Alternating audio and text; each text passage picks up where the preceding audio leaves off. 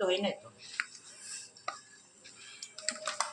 এই দেখো মূলোটা কুচি কুচি করে, রাঙা মূলোটা কুচি কুচি করে এটাকে একটু জল দিয়ে ভাপ দিয়ে নিয়েছি, নুন ফুন কিছু মেশাইনি, নুন হলুদ তেমনি শুধু ভাপ দিয়ে জলটা ফেলে নিয়েছি। তারপরে এটার মধ্যে চালের গুঁড়ো, বেসন আর লঙ্কা কুচি আর একটু কালো জিরে, নুন হলুদ একটু সামান্য চিনি দিয়ে এটাকে ভালো করে মাখতে হবে।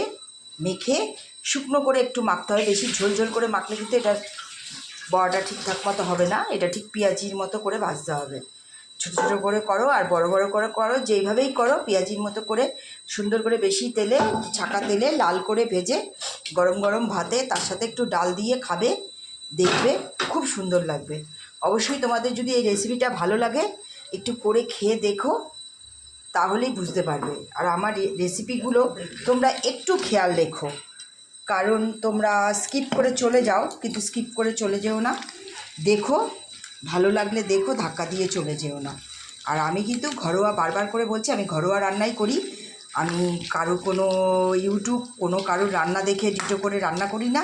আমি নিজের মতো করে আমার মা ঠাকুমা দিদারা যেইভাবে রান্না করতো, শাশুড়ি যেভাবে রান্না করতো, আমি সেইভাবেই রান্না করি।